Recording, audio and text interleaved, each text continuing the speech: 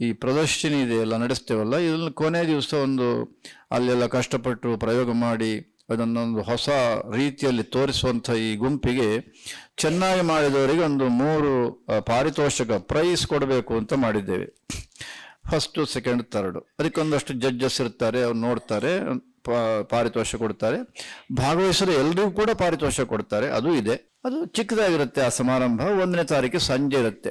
ಚಿಕ್ಕದಾದರೂ ಕೂಡ ಇದು ವಿಜ್ಞಾನಕ್ಕೆ ಸಂಬಂಧಪಟ್ಟಿದ್ದು ಮತ್ತು ಅಧ್ಯಾತ್ಮಕ್ಕೆ ಸಂಬಂಧಪಟ್ಟಿದ್ದಾದ್ರಿಂದ ಇದಕ್ಕೆ ಒಳ್ಳೆ ಯೋಗ್ಯರಾದ ಅತಿಥಿಗಳು ಬೇಕು ಅಂತ ವಿಚಾರ ಮಾಡಿ ಇಸ್ರೋ ಚೇರ್ಮನ್ ಆಗಿದ್ದಂಥ ಸೋಮನಾಥನ್ ಅವರನ್ನು ನಾವು ಹೋಗಿ ಕೇಳೋದು ಅಂತ ನಮ್ಮ ಕಾರ್ಯಕರ್ತರು ಹೋಗಿ ಮೊನ್ನೆ ಚಾಣಕ್ಯ ಯೂನಿವರ್ಸಿಟಿಯಲ್ಲಿ ಈಗ ಅವರು VC ಆಗಿದ್ದಾರೆ, ಇಲ್ಲಿ ರಿಟೈರ್ ಆಗಿ. ಅಲ್ಲಿಗೆ ಹೋಗಿ ಭೇಟಿಯಾದರು. ಅವ್ರಿಗೇನು ಗೊತ್ತಿಲ್ಲ ವೇದಾಂತ ಭಾರತಿ ಬಗ್ಗೆ ಹೆಚ್ಚು, ಅದರಿಂದ ನಾವೆಲ್ಲ ವಿವರಣೆ ಕೊಡಬೇಕು ಅಂಥೇಳಿ 2007ರಿಂದ ಶುರು ಮಾಡಿದರು. ಸೌಂದರ್ಯಲಹರಿ ಅಭಿಯಾನ ಮಾಡಿದ್ದು ನಾವು 1 ಲಕ್ಷ ಜನ ಸೇರಿದ್ರು, ಹಾಗೆ ಹೀಗೆ ಅಂತೆಲ್ಲ ಹೇಳ್ತಾ ವಿವರಣೆ ಕೊಟ್ಟರು. ಎಲ್ಲ ಶಾಂತವಾಗಿ ಕೇಳಿದರು ಅವರು. ಅದಾದ ಮೇಲೆ ಅವರು ಕೊನೆಗೆ ಹೇಳಿದ್ರಂತೆ, ನೋಡಿ ನೀವಾಗ 1 ಲಕ್ಷ ಜನ ಸೇರಿದರು 2007ರಲ್ಲಿ ಅಂತ ಹೇಳಿದ್ರಲ್ಲ, ಆ 1 ಲಕ್ಷದಲ್ಲಿ ನಾನು ಒಬ್ಬ ಅಂತ ಹೇಳಿದ್ರಂತೆ. ಇವತ್ತು ಪ್ರಪಂಚದಲ್ಲಿ ಅತ್ಯಂತ ಒಳ್ಳೆ ಹೆಸರು ವಿಜ್ಞಾನಿಗಳ ಪೈಕಿ ನಮ್ಮ ಸೋಮನಾಥನ್ ಅವರಿಗೆ. ಆದರೆ ಅವರು ಇಷ್ಟು ವಿನಯದಿಂದ ಆ 1 ಲಕ್ಷದಲ್ಲಿ ನಾನು ಒಬ್ಬ, ನಿಮ್ಗೆ ಗೊತ್ತಾಯಿತು ಅಂತ ಕೇಳಿದ್ರಂತೆ. ನಮ್ಮವರಿಗೆ ಗೊತ್ತಾಗಬೇಕು, ಹೇಳಿದ ಮೇಲೆ ಗೊತ್ತಾದ್ದು. ಸಾಮೂಹಿಕ ಸಮರ್ಪಣೆಯ ಪರಿಣಾಮ ಎಷ್ಟರ ಮಟ್ಟಿಗೆ ಆಗಿದೆ ಅನ್ನೋದಕ್ಕೆ ನಿಮಗೆ ಇದಕ್ಕಿಂತ ಬೇರೆ ಉದಾಹರಣೆ ಬೇಕಾ ಅಂತ ನಾನು ಕೇಳುತ್ತೇನೆ. ಇದಕ್ಕಿಂತ ಬೇರೆ ಬೇಕು. ಆದ್ರಿಂದ ಅವರು ಏನು ಹೇಳಿದ್ದಾರೆ, ಖಂಡಿತ ನಾನು ಬರ್ತೇನೆ ಅಂತ ಹೇಳಿದ್ದಾರೆ.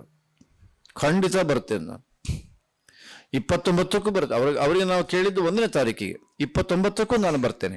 ಆದರೆ 30, 31 ಮಾತ್ರ ನಿಮ್ಮೊಟ್ಟಿಗೆ ನಾನು ಇರೋದಕ್ಕಾಗೋದಿಲ್ಲ ಅಂತ ಸೋಮನಾಥನ್ ಹೇಳಿದ್ದರು. ಅವರು ಕಾರಣ ಕೊಟ್ಟಿದ್ದೇನೆಂದರೆ, ನಾನು ಈಗಾಗಲೇ ಕಾರ್ಯಕ್ರಮ ನಿಶ್ಚಯ ಆಗಿಬಿಟ್ಟಿದೆ 30, 31ಕ್ಕೆ. ನನಗೆ 31ಕ್ಕೆ ನಿಮ್ಮೊಟ್ಟಿಗೆ ಪಾರಾಯಣದಲ್ಲಿ ಈ ಸಾರಿ ಭಾಗವಹಿಸಬೇಕು ಅಂತ ಆಸೆ ಇದೆ ಅಂದರು ಅವರು. ಅಷ್ಟು ಮಾತ್ರ ಅಲ್ಲ, ಅವರೊಂದು ಮಾತು ಹೇಳಿದ್ರಂತೆ, ನನ್ನ ಮನೆ ಅರಮನೆ ಪಕ್ಕದಲ್ಲೇ, ಮೈದಾನದ ಪಕ್ಕದಲ್ಲೇ ಇದೆ, ಹಾಗಾಗಿ ನಾನೊಂದು ಕೆಲಸ ಮಾಡ್ತೇನೆ, ನನ್ನ ಕಾರ್ಯಕ್ರಮವನ್ನು ಸ್ವಲ್ಪ ಹೊಂದಾಣಿಕೆ ಮಾಡಿ ನೀವು ಪಾರಾಯಣ ಮಾಡುವ ಹೊತ್ತಿಗಾದರೂ ನಾನು ಅಲ್ಲಿ ಬಂದು ಸೇರಲಿಕ್ಕೆ ಪ್ರಯತ್ನ ಪಡ್ತೇನೆ ಅಂತಂದ್ರೆ. ಒಬ್ಬ ಸೈಂಟಿಸ್ಟ್ ಆಗಿ ಈ ಪಾರಾಯಣಕ್ಕೆ ಕೊಟ್ಟ ಮಹತ್ವ ಎಂಥದ್ದು! ಏನು ಬೇಕಾಬಿಟ್ಟಿಯ ಪಾರಾಯಣ ಅಂತಂದರೆ, ಸಾಮೂಹಿಕ ಪಾರಾಯಣ ಅಂತಂದರೆ ಸುಮ್ಮನೆ ಒಂದು ಶೋ, ಎಲ್ಲರನ್ನು ಸೇರಿಸೋದು, ನಾವು ಇಷ್ಟು ಸಂಖ್ಯೆಯಲ್ಲಿ ಸೇರಿದ್ದೇವೆ, ಪಾರಾಯಣ ಮಾಡಿದ್ದೇವೆ. ಹೌದಾ? ವಿಜ್ಞಾನಿಗಳು ಹಾಗೆ ಯೋಚನೆ ಮಾಡ್ತಾರಾ? ಹೇಗೆ ಯೋಚನೆ ಮಾಡ್ತಾರೆ ಅಂತ ಈಗ ಗೊತ್ತಾಯ್ತು ನೋಡಿ. ನಾನು ಒಬ್ಬ ಅಂತ ಹೇಳಿದ್ದಲ್ಲದೆ ನಾನು ಸಮಯ ಹೊಂದಾಣಿಕೆ ಮಾಡಿಕೊಂಡು ಪಾರಾಯಣ ಹೊತ್ತಿಗೆ ಬರೋದಕ್ಕೆ ಪ್ರಯತ್ನ ಪಡ್ತೇನೆ. ನಾನು ಬರಬೇಕು ಅಂತ ಆಸೆ ಇದೆ ನನಗೆ. ಎಂಥ ಪರಿಣಾಮ ಆಗಿರ್ಬೋದು ಅವರಿಗೆ. ಹಾಗಾಗಿ ನಾವೆಲ್ಲರೂ ಕೂಡ ಪಾರಾಯಣಕರ್ತರು ಇದನ್ನು ಮನಸ್ಸಿನಲ್ಲಿ ಚೆನ್ನಾಗಿ ಇಟ್ಟುಕೊಂಡು, ನಮ್ಮೊಟ್ಟಿಗೆ ಇವತ್ತು 1000 ಮಂದಿ ಪಾರಾಯಣಕರ್ತರಿದ್ದಾರೆ, ಎಲ್ಲ ಅಯೋಧ್ಯೆಯಲ್ಲಿ ಇದ್ದಾರೆ. 2007ರ ಕಾರ್ಯಕ್ರಮದಲ್ಲಿ ಜಯನಗರ ಅಯೋಧ್ಯೆಯ ಆವಾಗ ವಲಯ ಅಂತ ಹೆಸರಿತ್ತು. ಅತ್ಯಂತ ಪ್ರಮುಖವಾದ ಪಾತ್ರ, ಬಸವನಗುಡಿ, ಜಯನಗರ ಮೊದಲಾದ ಅನೇಕ ವಲಯಗಳು ತುಂಬ ಪ್ರಮುಖವಾದ ಪಾತ್ರವನ್ನು ವಹಿಸು. ಅಂದರೆ 1000 ಸಂಖ್ಯೆಯಲ್ಲಿ ಅಲ್ಲಿ ಕರ್ಕೊಂಡು ಬಂದ್ರಿಂದ 1 ಲಕ್ಷ ಆಯ್ತದು. ಅವಾಗ ಯಾರಿಗೂ ಪರಿಚಯ ಇಲ್ಲ ಸ್ತೋತ್ರದ್ದು. ಸೌಂದರ್ಯಲಹರಿ ಅಂದರೆ ಹೀಗೆ ನೋಡ್ತಾ ಇದ್ರು. ಈಗ ಎಲ್ಲ ಪರಿಚಯವಾಗಿದೆ. ಅಂಥವರಿಗೆ ದಕ್ಷಿಣಾಮೃತಿ ಅಷ್ಟಕ್ಕೆ ವೈಜ್ಞಾನಿಕವಾದ ರೀತಿಯಲ್ಲಿ ನಾವು ಜನಗಳ ಮುಂದೆ ಇಡೋದಕ್ಕೆ ತಯಾರಾಗಿದ್ದೇವೆ.